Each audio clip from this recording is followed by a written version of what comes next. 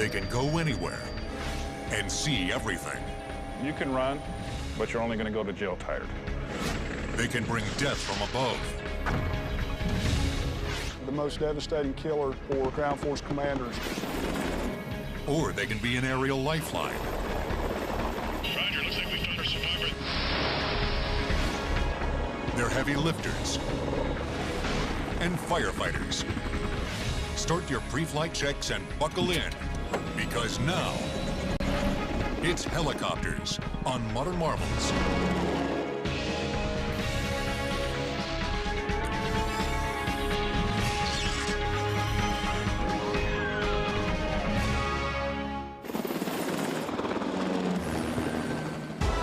Helicopters. Our skies are full of them. Unlike airplanes, they offer the unique ability to fly in any direction, or just hover in one spot. And when this ability is combined with lethal firepower, you get the AH-64D Apache Longbow, the deadliest helicopter in the world. At the U.S. Army's Fort Rucker in Alabama, they train pilots to fly this bird of prey. The AH-64D, it's primarily an attack helicopter, or a gunship as we call it. Its primary mission is to attack, and what it does is it actually goes to where the tracers are coming from and actually engages the enemy. They're engaging our friendly forces on the ground. With a top speed of 182 miles per hour, the Apache gets there fast, ready to unload an array of deadly fire. These are the 19-shot rocket pods. Inside each we can fit 19 2.75-inch folding fin aerial rockets. They come in multiple configurations. On the inboard pylon, we have the Hellfire missile rack. These are laser-guided anti-tank missiles. The Apache can be configured to hold multiple rocket pods or missile racks, depending on the mission. The last of the AH-64's weapons is located right underneath the cockpit. Yes, most Apache pilots, this is their favorite weapon system on the aircraft. This is a 30-millimeter chain cannon. Carrying up to 1,200 rounds of ammunition, the chain cannon can fire 600 to 650 anti-personnel rounds a minute. They explode on impact and can punch through trucks and even light armored vehicles. To control the cannon, the pilot uses a monocular eyepiece attached to the helmet that displays targeting information. This connects to the chain cannon and automatically aims where the pilot is looking. Sensors track the movement and direction of the pilot's helmet and direct the cannon where to point. So if I happen to look at a target left, right, up, and down, this gun will move left and right, up and down, and follow it. All you gotta do is pull the trigger. The Apache is also equipped with state-of-the-art sensors located on top of the rotor and on the bottom of the nose that allow pilots to see any enemies that can see them. The part on top of that is a new sight for the Longbow radar. It's the fire control radar system. We can look out with a millimeter wave radar, look for tanks in the open, get all that data to our computers. That'll transfer it to a firing solution. Night combat presents few problems for the Apache Longbow. This is the Target Acquisition and Designating System, also known as the TADS. It's on the bottom side of this turret. We have a night system right here, which is forward-looking infrared. Uses different temperatures and heat to detect targets. This side is the day TV side for day television. Also has a laser rangefinder and designator for designating targets for laser-guided munitions. On the top here is the pilot night vision sensor. That's purely for flying at nighttime. These sensors allow the Apache pilots to see everything, even who is friend and who is foe. We don't indiscriminately just shoot at people. With this aircraft, because of its digital capability, we can zero in on just those people that are doing bad things.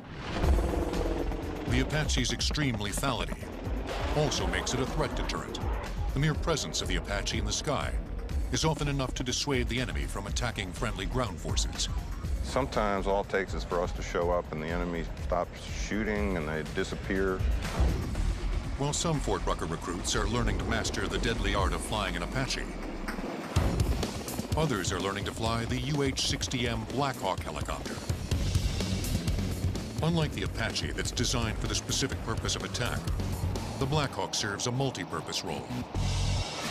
This is a UH-60 Mike model Black Hawk, and the UH-60 is a utility helicopter.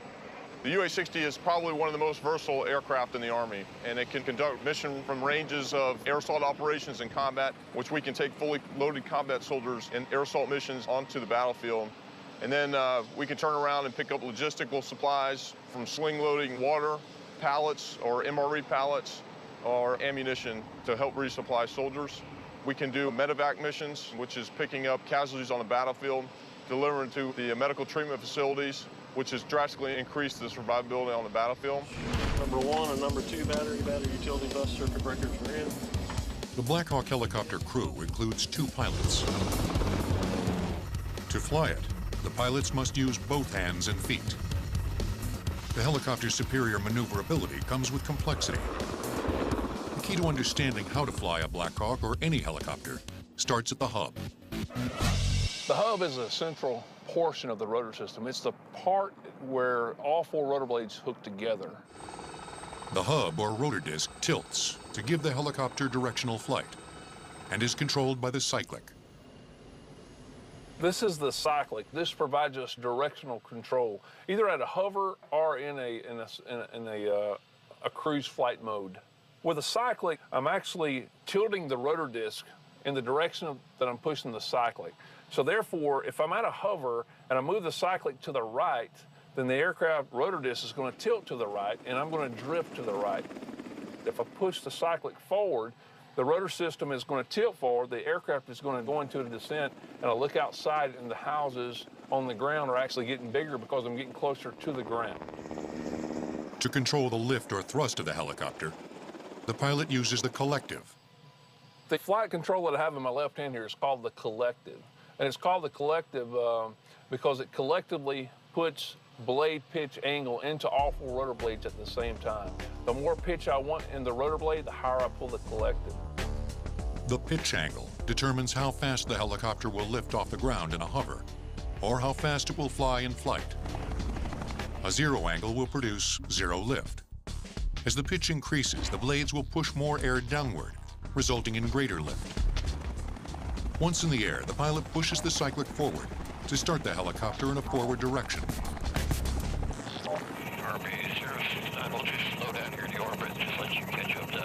As the pilot flies the aircraft, he uses the tail rotor to keep the nose of the helicopter pointing forward. The purpose of that tail rotor is to provide thrust in the opposite direction of the main rotor turning so that we can maintain our directional flight. Since the main rotor system turns counterclockwise, there's an equal and opposite reaction that forces the fuselage clockwise. Tail rotor counters that. It works the same way as the main rotor in that its blades increase pitch to gain thrust. To maintain a pitch that will keep the helicopter moving forward, the pilot uses his feet to control the tail rotor. If I push left pedal, then that causes the nose of the helicopter to turn left. And then I use counter pressure on the opposite pedal to stop that motion. The Black Hawk has 2 crew chiefs who are responsible for everything that happens from the cockpit back. We have 2 crew members that sit in the back of the aircraft, and they're predominantly crew chiefs and door gunners. And they assist with the loading and unloading of the aircraft. We're a utility helicopter, so we want to get in and get out, and the door guns are predominantly there to assist in the suppression of the enemy and provide area coverage. The UH-60M Black Hawk helicopter is the successor to the old UH-1 Huey from the Vietnam War. The Hueys became the workhorses of the military, and much like the Black Hawks, filled many different roles. They evacuated wounded soldiers, transported troops, dropped supplies, and were even used as gunships. But while the Huey pilots flew using only visual references on the ground and maps, Black Hawk pilots fly with state-of-the-art instruments. This aircraft really takes the technology we have in the civilian sector and moves Army aviation into the 21st century. It really does 2 things. It increases our situational awareness so that when we have the moving map displays, it's very easy for an aviator to know where he's at and what's going on the battlefield, whether it's an enemy situation that's graphically depicted or the GPS technology of knowing his exact location at all times. Along with modern navigation systems, the Black Hawk incorporates an onboard autopilot system known as a flight director. It allows the helicopter to fly itself. You can actually control the airspeed, altitude, heading, or course, make the aircraft fly a flight plan with the flight director and never touch the conventional flight controls. That reduces the pilot workload and allows the pilot to focus his attention in other areas. These Blackhawks are used for many different operations and even do a little light lifting. But when the military needs to do some heavy lifting, they call in the Marines and their CH-53E Super Stallion. It is a heavy lift helicopter. CH-53 Echo Super Stallion. It's the largest helicopter in the military. It dwarfs some of its flashier cousins. The Blackhawk weighs just over 10,500 pounds and stands 16 feet 10 inches high. The Apache weighs in at nearly 11,500 pounds and stands 12 feet 7 inches high. But the CH-53 weighs over 33,000 pounds and towers nearly 3 stories high at 28 feet. Not only is the CH-53 the largest helicopter in the military, it's also the strongest. The Super Stallion can carry internal loads of up to 20,000 pounds in the cargo hold, or external loads of 32,000 pounds hung underneath the aircraft. It can carry everything from armed troops to armored vehicles. Well, the primary mission of the helicopter is assault support, carrying troops and equipment around the theater or wherever we're operating at to make sure that they get the supplies they need, the equipment, the ammunition, and basically moving Marines around. To complete these missions, it takes 2 pilots and 3 crew chiefs, who are responsible for loading up the inside. We call it beans, Band-Aids, and bullets. We can take anything in the back. Or hooking up external loads underneath. It's either a single point lift or a dual point lift. Dual points are usually for longer, wider loads so that you can keep the load from spinning.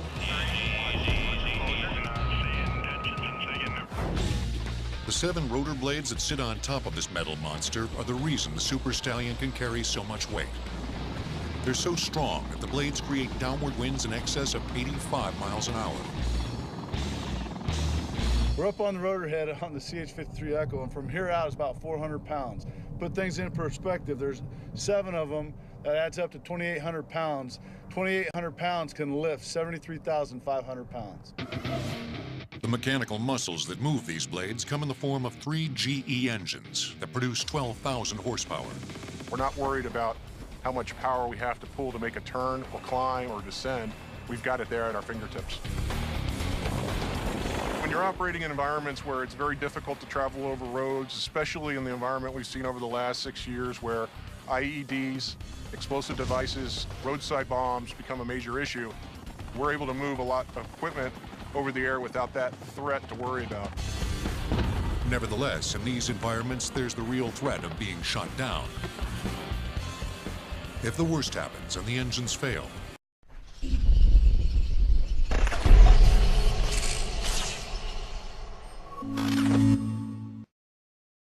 CH-53 pilots rely on an aerodynamic phenomenon common to all helicopters, called autorotation. As the helicopter falls, the upward flow of air through the rotor provides enough force to keep the blades turning. Much like a pinwheel, the pilot will lower the collective, decreasing the angle of the blades. This creates just enough lift to slow the descent of the helicopter, and in ideal conditions allows the pilot to land safely. The problem with this aircraft is it's very heavy. It falls like a rock if the engines are out. And if you give that one shot, it's going to be a hard landing no matter what you do. While the Super Stallion carries the heaviest loads, and the Apache can rain death unto thousands. Survivors coming up. Other helicopters save thousands, thanks in part to their unique capabilities. At nearly 125,000 pounds, the largest helicopter ever built was the Russian-made Mil-V-12. On August 6, 1969, the V-12 set a record by lifting 88,636 pounds. Helicopters will return on Modern Marvels. Whether a Blackhawk or an Apache, Super Stallion or a civilian model, all helicopters have an aerodynamic versatility unmatched by any other aircraft. They can go up, down, sideways, backwards, and forwards. But it's the helicopter's ability to hover over a sinking ship or a survivor floating in the ocean that makes it an essential rescue instrument to the men and women of the U.S. Coast Guard. And it's this capability that sets it apart from the planes and boats that the Coast Guard uses in conjunction with the helicopter. Well, the helicopter allows the Coast Guard to do the rescue part of search and rescue. We could always go find somebody with some other kind of asset, but the helicopter is really what lets us go out, get somebody, and bring them home. At the U.S. Coast Guard Aviation Training Center in Mobile, Alabama, pilots and crews learn to fly and operate one of the most technologically advanced helicopters in the fleet, the MH-60T Jayhawk. It's a variant of the Navy's SH-60 Seahawk, with several key modifications that allow it to fly in extreme weather to perform water rescues. It's a very safe aircraft. I know we can go out in any kind of weather, do any kind of mission. These helicopters are made to take off and fly in winds that can exceed 100 miles per hour. Flying in a hurricane can be scary, but doing it at night can be even scarier. We have a term, dark and stormy night. You really have to rely on the capabilities of the helicopter to a certain extent, because nighttime over the ocean, if there's no illumination out there whatsoever, it's like flying in a closet. Survivors coming up. Pilots must rely on the helicopter's GPS and infrared systems to show them where they are and how close they are to surging waves. The typical Jayhawk crew consists of 2 pilots, a rescue swimmer, and a flight mechanic that operates the hoist during a rescue and maintains the rear cabin during operations. The Jayhawk conducts a number of missions, including security patrols and disaster relief, but it's primarily responsible for search and rescue missions. Modern Marvels joined this training exercise in the Gulf of Mexico. Guys, we've been diverted. You go search for a person in the water. You want to show up on scene and do a sector search and stand by to recover anybody we find in the water. After the command center receives a distress call, it dispatches a rescue helicopter. It will then either give the helicopter exact coordinates of the ship in danger, or its last known coordinates. The primary job of myself as a pilot is to get the aircraft on scene. Once we show up on scene, the avionics system and the glass cockpit here in this new helicopter will actually fly the search pattern for me. And so it gives me the ability to use my night vision goggles to look out the window and actually search for the survivor or the subject vessel that we might be looking for. Roger, looks like we found our survivor there at 2 o'clock. Let's go ahead and do rescue checklist part 2 for free fall deployment of the rescue swimmer. Once the crew spots the distressed ship or floating survivor, the rescue swimmer gets the call. First thing that'll happen is they'll survey the scene. If the conditions are, met, then the swimmer will free fall. Once the swimmer free falls, they'll go down to the victim, and based upon their evaluation, they'll give hand signals to the flight mech.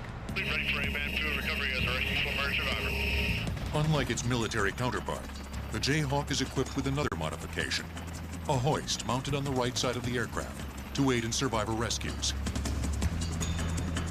The Coast Guard's Jayhawk also lets the flight mechanic fine-tune the rescue. This aircraft has the capability that if I need to, I can control from the back small movements, either left, right, forward, or aft. At this point, the flight mechanic takes control of the operation to bring the survivor on board the helicopter. Target set 2 o'clock, begin hoist. Roger, I'm targeted. I'm going to hook the hoist hook to the basket, and then I'm going to send it out the door, and I'm going to be advising the pilot as it's going down as to whether it's halfway down or holding 5 feet above the water. Halfway down. The pilot's going to tell me to direct him to that person, and I will give commands as far as increments in feet where to go. Forward and right 5. Right 10. Once we get to that person, I'm going to set the basket in the water. I'm going to advise the pilot that they're in and ready for pickup. At that point, I will hoist the basket. They'll be on their way up. When they get to the door, I'll bring them inside the helicopter. The flight mechanic will then send the basket back down to retrieve the swimmer. Coast Guard crews are responsible for hundreds of miles of ocean, so fuel can be a major consideration. The H-60 Jayhawk helicopter maximum load of fuel is just over 6,000 pounds. With 6,000 pounds of fuel, you can probably plan on flying for about 5.5 hours. We can go 300 miles offshore, remain on scene for 30 minutes, and return back to where we started.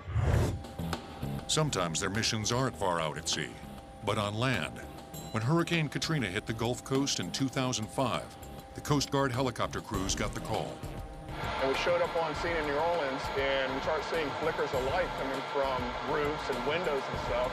And those were people that were trapped in their flooded houses. So we immediately went into a hoisting situation where we started picking people up off their roofs. Went to the first people we saw, put the basket down. They usually climbed in the basket, got them in the aircraft, and then we took them to the nearest safe place that they weren't going to drown. We unloaded them, went right back to the neighborhood we got them from, and went to the next house down the line. We did this all night until daylight, and in one day we pick up over 100 people, and I did that for the first 4 days straight over New Orleans. The Coast Guard led the way as military and civilian helicopters saved thousands of lives. The sky was literally filled with helicopters everywhere.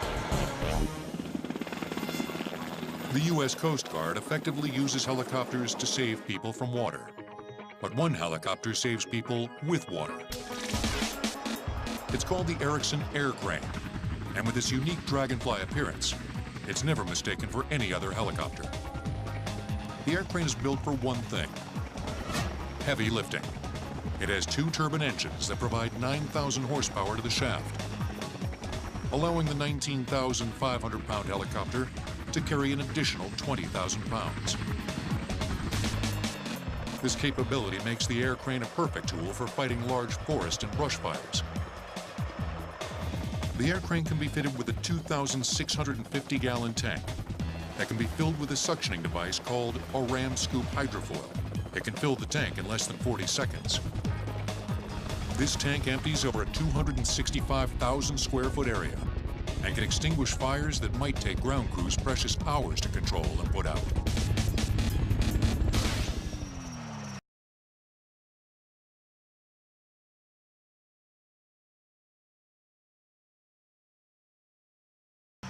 While the heavy-lifting Erickson Air Crane may dominate our construction sites and fire lines, another much smaller, much less expensive helicopter dominates the skies above our cities. In the aftermath of Hurricane Katrina, Coast Guardsmen rescued more than 33,500 people. It was the largest rescue mission in U.S. Coast Guard history. Helicopters will return on Modern Marvels. This is the helicopter that dominated the civilian market for nearly 4 decades. It's called the Bell Jet Ranger. The Bell helicopter was the first helicopter that really was successful in the commercial market, and the ones that you see on TV, for instance, in old movies. Born in 1967, it soon became a favorite of police departments, news stations, and wealthy businessmen all over the world. But these jet turbine-driven helicopters came with a high price tag. By 1971, they cost nearly $115,000. That's the equivalent of nearly $600,000 today. Ex-Bell engineer Frank Robinson decided he could make a helicopter that would be cheaper to fly and maintain. In 1979, Robinson Helicopters started to manufacture the 2-seat R-22, selling them for the same price as a high-end luxury car, about $40,000. They still make the R-22 today. Robinson began selling the R-44, a 4-seat version, in 1992 for $235,000. While Bell's jet helicopters still fill a role for many companies, in 1988, Robinson's helicopters first sold more than Bell, and they've done so every year since. Robinson started with a cheaper, more efficient engine. The R-22 model uses a 4-cylinder piston engine instead of a jet turbine, while the larger R-44 uses a 6-cylinder engine. That is by far the most practical type of engine to use in a small, light helicopter like ours, because it burns a lot less fuel than a turbine.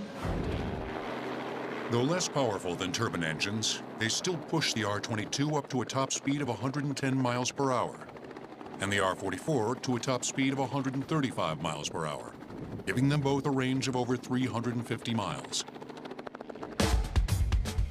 Along with an economical engine, Robinson streamlined the design of his helicopters. Well, we've kept the design very simple, very lightweight, and yet very, very reliable. The features of our helicopters are designed for efficiency, for speed, to keep the noise level down. And what you probably recognize if you see one flying over, it tells you that it's one of ours.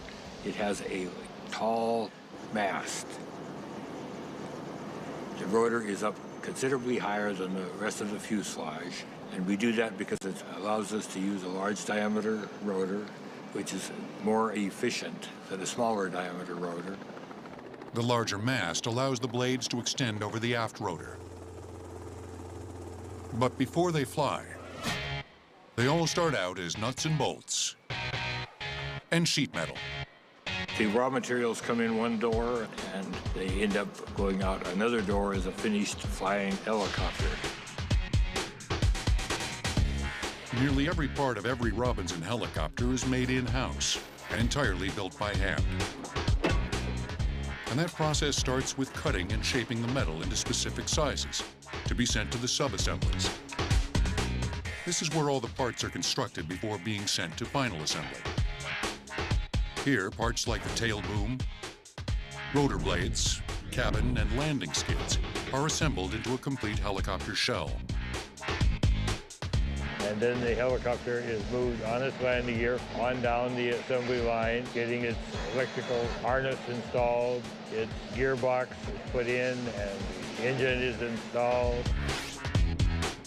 After the helicopter is completely assembled, it's painted, flight tested, and ready for the customer to fly it home. Robinson's simple design allowed the company to produce nearly 900 helicopters in 2008 at its manufacturing facility in Torrance, California. No helicopter manufacturer had ever produced that many in a single year. Of course, they cost a little more now. The R-22 sells for $243,000, and the R-44 for nearly $400,000. One agency that realizes the value of a Robinson helicopter is the El Monte, California Police Department.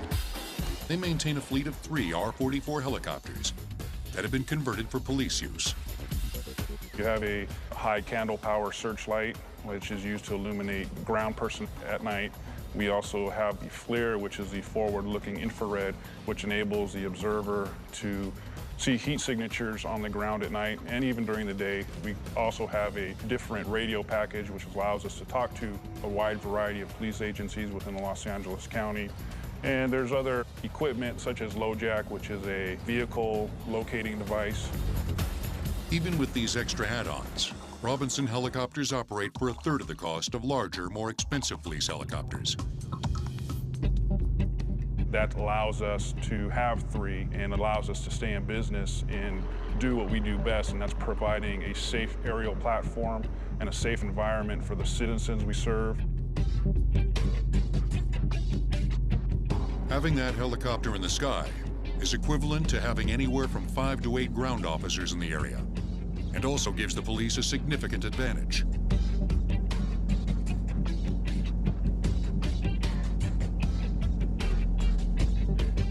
The police pilot relies on ground communication to get the helicopter into the right position. Once he locates the fleeing suspect, the co-pilot or tactical flight officer directs the ground forces. He will also monitor the FLIR system and searchlight at night until the suspect is apprehended. Regardless of how much time and effort is put forth in trying to escape from the police officers, they already know that the helicopter's there, they're gonna go to jail eventually. You can run, but you're only gonna go to jail tired. The police departments aren't the only organizations taking advantage of Robinson helicopters' low costs. We have other versions of that same basic helicopter which are used for TV broadcasts. So the TV stations can buy that particular model, and all the equipment for their gyro-stabilized cameras and microwave transmissions are all built right into the basic helicopter. These helicopters end up flying for industries all over the world. About 70% of all of the helicopters that we manufacture are exported all over the world. And some of our most active markets right now are places like South Africa, Australia, New Zealand, and of course all of the European countries. The Robinson fills an important niche in an economically cautious world. But if you've got the money, you might prefer one of these tricked-out choppers. In 2000, Jennifer Murray became the first woman pilot to circumnavigate the Earth in a helicopter. She did it in a Robinson R-44. Helicopters will return on Modern Marvels. Helicopters aren't just for police forces and the military. Some individuals and corporations like the luxury of commuting as the crow flies. For that, many people turn to Bell helicopters. We offer any helicopter for any need, whether that's corporate or VIP travel to and from the golf course and the boardroom. Any of our products in our line currently can suit any of those needs. Once you decide on a helicopter, Edwards & Associates is Bell's completion house of choice. Edwards & Associates takes a Bell helicopter like this right off the line and customizes it from the inside out. When a customer wants to buy an aircraft, the first thing we need to know is what kind of configuration do they need? Is it corporate? Is it utility, VIP? Just what type of equipment do they need? We figure out what would best suit their mission requirements, and then we build the aircraft from that proposal. And that can be costly, up to $2 million just for customizing.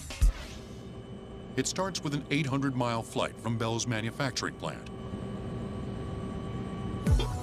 Using only a basic instrument panel, the helicopters make their way from Maribel, Canada, to a facility in Piney Flats, Tennessee.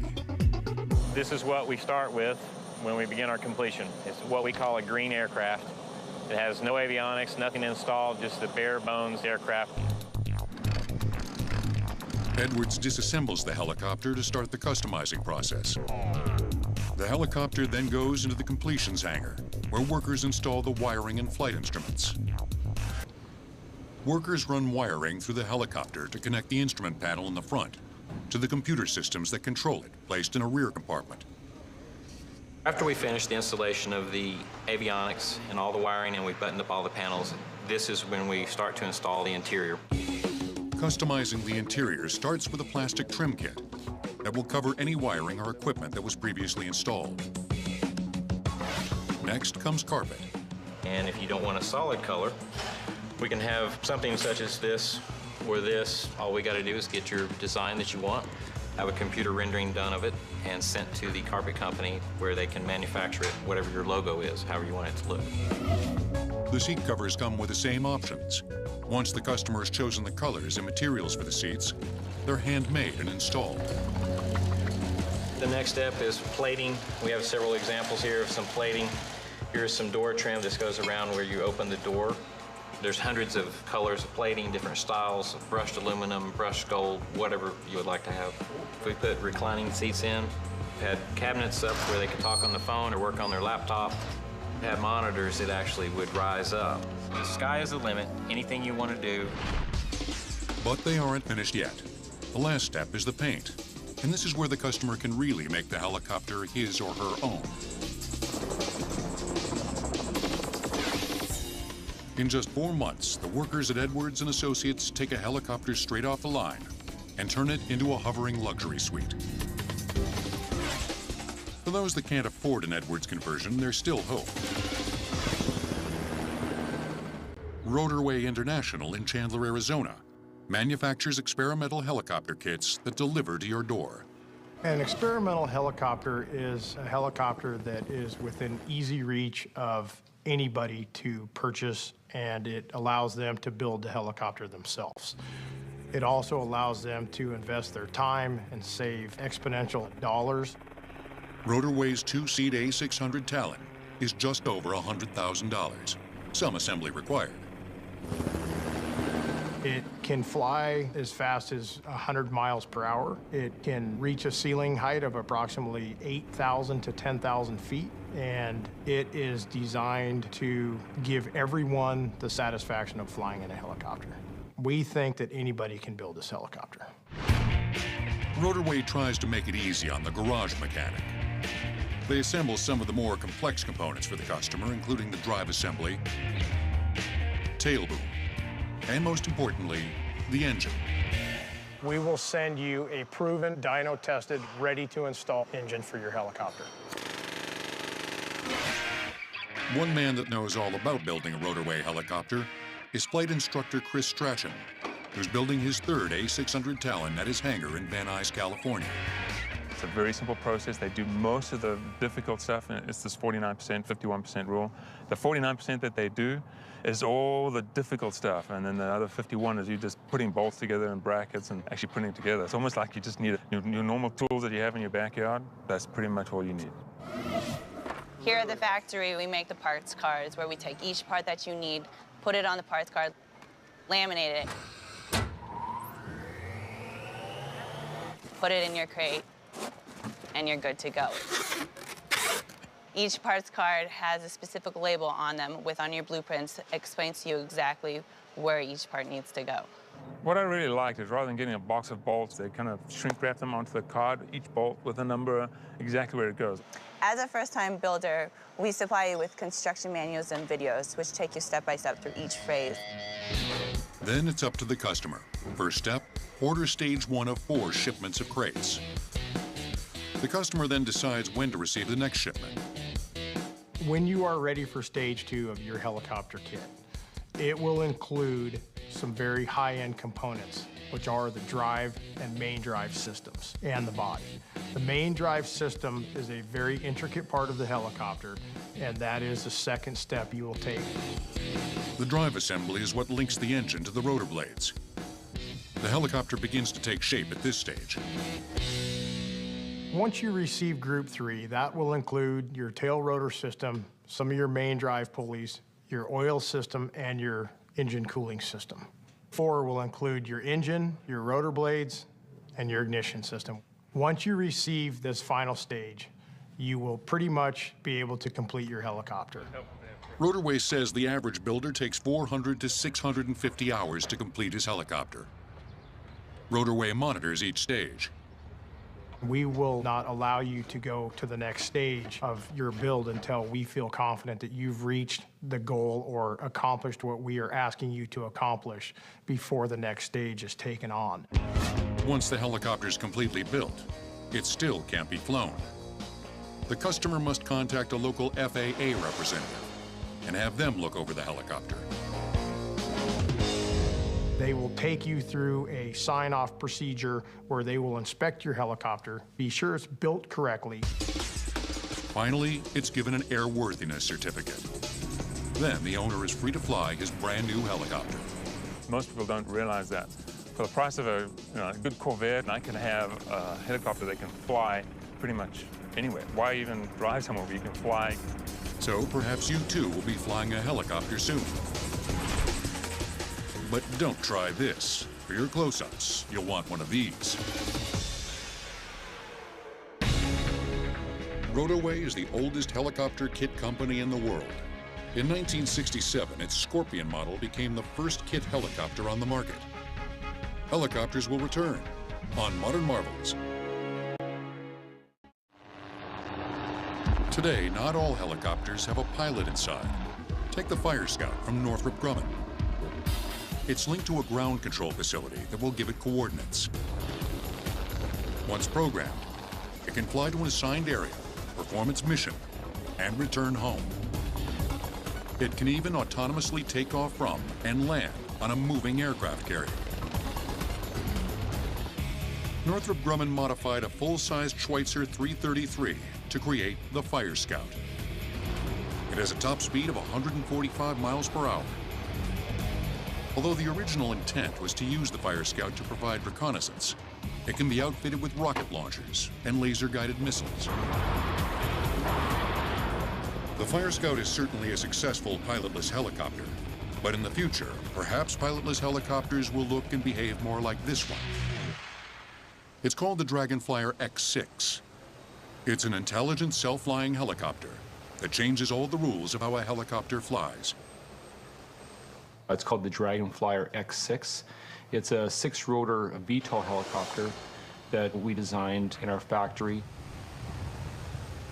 Dragonfly Innovations in Saskatoon, Canada, developed the X6 to be a new breed of helicopter, winning Popular Science's Best of What's New award in the Aviation and Space category in 2008.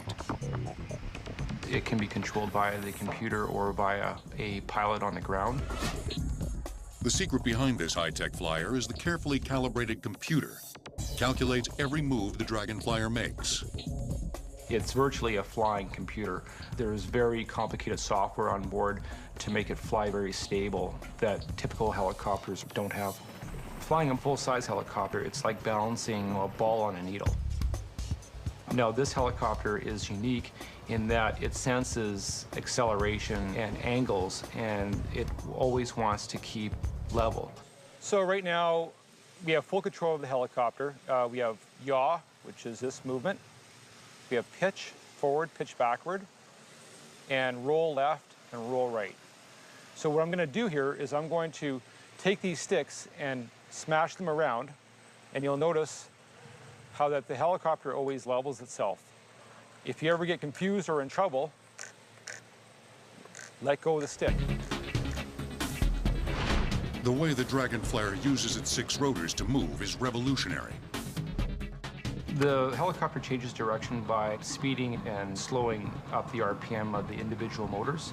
So if you wanted to go forward, you would speed up the rear motors to push the helicopter forward. To yaw the helicopter right, you would speed up all the top motors and slow down all the bottom motors. On the contrary, to yaw left, you would speed up the bottom motors and slow down the top. So just the varying RPM of the individual motors will make this helicopter go in a different direction. A typical helicopter uses the pitch of the rotor blades to increase speed. This helicopter has a fixed pitch. Speed is controlled by simply increasing the power of the motors. This smart helicopter can make anyone a pilot in a matter of hours. It's even outfitted with safety features that allow it to auto-land if anything goes wrong. The Dragonflyer was designed to record still and video photography. It has a special mount built into the frame to hold a camera. The helicopter can lift approximately 500 to 600 grams. That's more than enough weight to carry most consumer digital and video cameras. But the Dragonflyer's size and mobility give it many different photographic applications. The civil applications are anywhere between aerial photography, aerial videography, police work, fire inspection, archaeology. So there's a huge range of civil applications. We've even done studies on bird nests with the helicopter. So you can actually fly the helicopter up to a tree and take photographs of birds. The Dragonflyer X6 may not have the size of some of its big brothers, but like them, it has the versatility to serve in multiple roles. They're a unique type of aircraft that our civilization now finds indispensable.